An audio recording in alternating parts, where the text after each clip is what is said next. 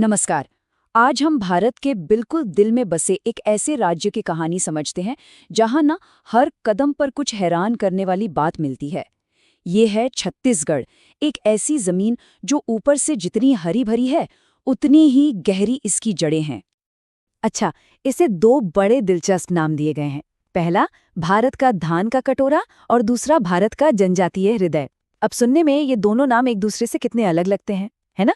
पर ये दोनों ही इस एक जमीन की पहचान है।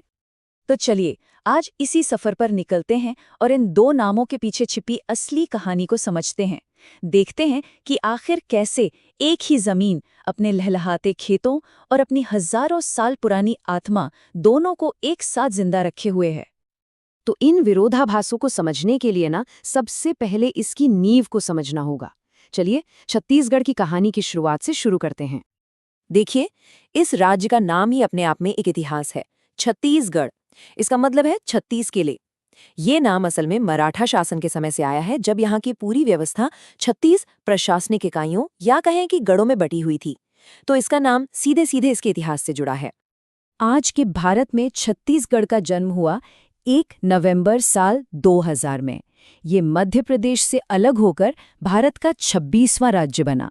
राजधानी तो रायपुर है, लेकिन भविष्य की एक झलक मिलती है नवा रायपुर में। ये भारत का पहला ऐसा शहर है जिसे बिल्कुल जीरो से एक ग्रीनफील्ड स्मार्ट सिटी के तौर पर बनाया जा रहा है। और एक और खास बात, ये 7 राज्यों से घिरा हुआ है, मतलब इसका कोई समुद्री किनारा नहीं है। तो चलिए अब इसकी पहले पहचान को थोड़ा और करीब से देखते हैं। धान का कटोरा, ये सिर्फ एक कहने के लिए नाम नहीं है, ये इस जमीन की असली दौलत की कहानी है। जरा इस नंबर को देखिए, 20,000 से भी ज्यादा। ये कोई छोटा मोटा आंकड़ा नहीं है, ये धान की उन पारंपरिक किस्मों की संख्या है जो छत्तीसगढ़ के खेतों में उगती थीं। सोचिए जरा, एक ही फसल की इतनी ज्यादा वैरायटी। बस यही वजह है कि इसे धान का कटोरा कहा जाता है। लेकिन छत्तीसगढ़ की कहानी सिर्फ खेतों पर खत्म नहीं होती। असल में इसका सबसे बड़ा खजाना तो जमीन की सतह के नीचे छिपा है। एक ऐसा खजाना जो इस राज्य को और भी ज्यादा ताकतवर बनाता है। छत्तीसगढ़ सच में खनिजों का भंडार है। यहाँ कोयले के बहुत बड़े रिजर्व्स हैं। दुनिया का सबसे बेहतरीन क्वालिटी वाला लौह अयस्क भी यहीं मिलता है। लेकिन सबसे चौंकाने वाली बात, ये पूरे भारत का इकलौता, जी हाँ, एकमात्र ऐसा राज्य है जहाँ टिन का उत्पादन होता है। मतलब देश में टिन सिर्फ और सिर्फ यहीं से आता है।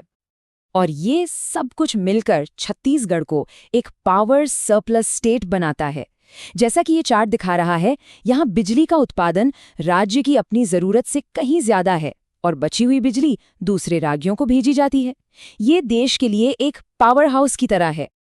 चलिए अब इसकी दूसरी पहचान की तरफ चलते हैं।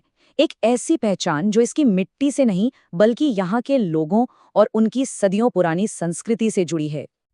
छत्तीसगढ़ का इतिहास बहुत ही पुराना है। रामायण काल में इस जगह को दक्षिण कोसल के नाम से जाना जाता था। फिर करीब 1000 साल पहले कलचुरी राजवंश का शासन आया, उसके बाद मराठा आए, फिर अंग्रेज और आखिर में साल 2000 में आधुनिक छत्तीसगढ़ राज्य बना। और ये आंकड़ा बताता है कि इसे भारत का जनजातीय हृदय क्यों कहते हैं। राज्य की कुल आबादी का लगभग 1/3 हिस्सा, मतलब करीब 30% आदिवासी समुदायों का है। उनकी संस्कृति, उनकी परंपराएं, वही इस राज्य की असली आत्मा है। इसी संस्कृति की एक जबरदस्त झलक है पंडवानी। ये एक ऐसी लोक कला है जिसमें एक ही कलाकार हाथ में तंबूरा लेकर पूरे जोश के साथ महाभारत की कहानियों को गाकर और अभिनय करके सुनाता है। पूरी कहानी को जैसे जीवंत कर देता है। और इस कला को पूरी दुनिया में पहचान दिलाने का श्रेय जाता है पद्म विभूषण तीजन बाई को। उन्हें पंडवानी की वैश्विक आवाज कहा जाता है। उन्होंने इस पारंपरिक कला को देश विदेश के बड़े बड़े मंच तक पहुंचाया है। और फिर आती है डोकरा कला। ये लॉस्ट वैक्स तकनीक से धातु की मूर्तियां बनाने की एक हजारों साल पुरानी कला है। और सबसे हैरान करने वाली बात पता है क्या है? सिंधु घाटी सभ्यता में मिली वो मशहूर डांसिंग गर्ल की मूर्ति, वो भी इसी तकनीक से बनी थी। सोचिए, वो प्राचीन कला आज भी छत्तीसगढ़ के बस्तर में जिंदा है। कमाल है ना? अपनी प्राचीन जड़ों का पूरा सम्मान करते हुए छत्तीसगढ़ तेजी से भविष्य की ओर भी देख रहा है। तो ये हिस्सा है इसी नए छत्तीसगढ़ के बारे में। ये तुलना ना अतीत और भविष्य के इस मेल को बहुत खूबसूरती से दिखाती है। एक तरफ है सिरपुर, जो महानदी के किनारे एक प्राचीन पुरातात्विक धरोहर है, और दूसरी तरफ है नवा रायपुर, जो आधुनिक भारत का पहला योजनाबद्ध स्मार्ट सिटी है। और इसी सोच को राज्य के आदर्श वाक्य में समेटा गया है, गढ़बो नवा छत्तीसगढ़। इसका मतलब है हम एक नया छत्तीसगढ़ बनाएंगे। ये एक जज्बा है आगे बढ़ने का, कुछ नया बनाने का। आखिर में चलिए कुछ उन खास सांस्कृतिक अनुभवों पर एक नज़र डालते हैं जो इस अनोखे इतिहास और पहचान से निकलकर आए हैं। अब बात करते हैं बस्तर दशहरे की, और इसके बारे में एक ऐसा फैक्ट है जो शायद हैरान कर देगा।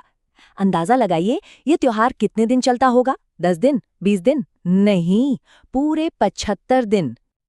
हाँ, पूरे 75 दिन।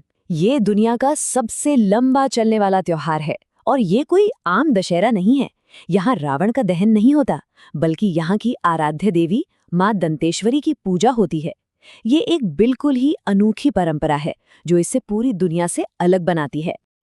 और देखने के लिए तो यहाँ बहुत कुछ है। भोरमदेव मंदिर है, जिसे छत्तीसगढ़ का खजुराहो कहते हैं। राजिम है, जो 3 नदियों के संगम पर बसा है और छत्तीसगढ़ का प्रयाग कहलाता है। सिरपुर के प्राचीन खंडर हैं, और कांगेर घाटी की रहस्यमयी गुफाएं, जहां अंधी मछलियां तक मिलती हैं। तो सवाल आखिर में यही उठता है कि एक ऐसी जमीन जिसकी आत्मा इतनी प्राचीन है, वो आधुनिक भविष्य की राह पर आखिर कैसे चलती है? छत्तीसगढ़ की यात्रा इसी सवाल का जवाब है। ये धान के कटोरे से लेकर जनजातीय हृदय तक, और वहां से एक नए रोशन भविष्य की ओर बढ़ने की कहानी है।